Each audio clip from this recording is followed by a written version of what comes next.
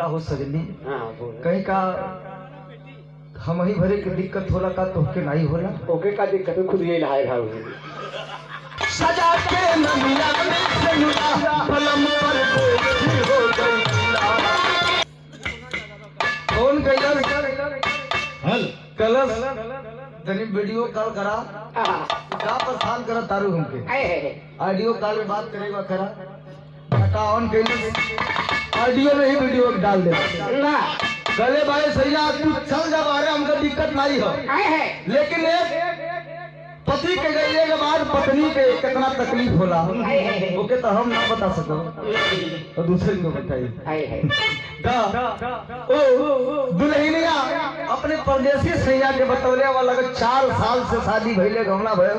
नरेश चचा 4 साल हो गए लो दुल्हन के गौना भइले सैया जी गौना भइले के 1 दिन बाद चल गइलन बाहर 4 साल हो गई फोन लगावे बार बार 2 बार सम्मान करे भाई दुल्हनिया अपने पति देव के बरियार ड्यूटी पकड़ ले हुए तो कलश को एक बात कही कहीं बोला हो सजनी कहीं का हम ही भरे के दिक्कत होला का तोहके नहीं होला ओके का दिक्कत है खुद ये नहाए भाव ये बहुत ज्यादा बोलत है ना दुल्हन अपने परदेसी सैया के वीडियो कॉल में बतौले बा का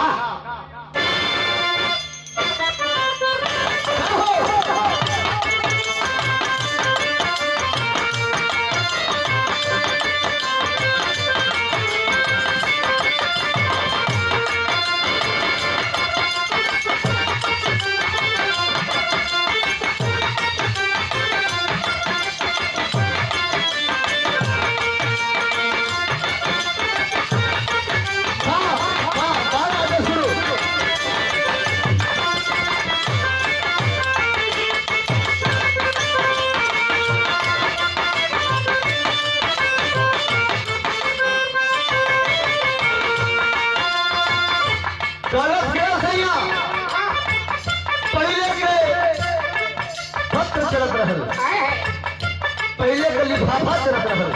अब तो मोबाइल का जमाना आ गया लगता कि मोबाइल से दिल्ली बम्बई कलकत्ता सब देख ले हुए सब मोबाइल पे लेकिन उसमें पत्र का जमाना रहल बता बेटा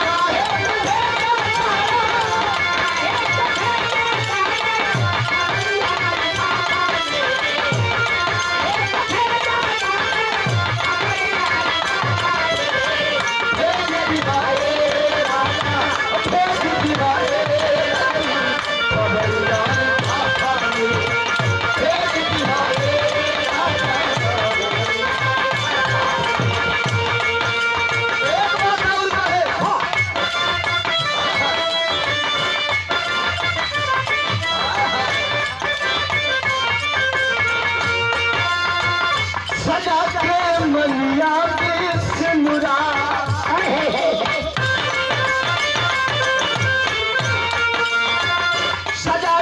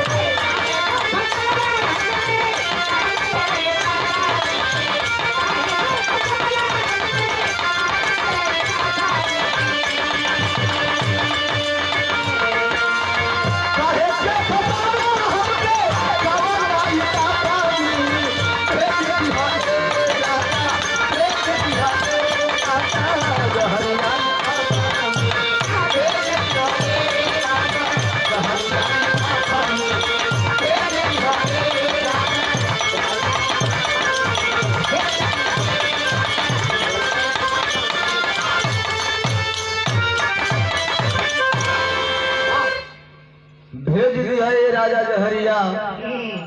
लिफाफा में हम सोचा के ले लिया लिफाफा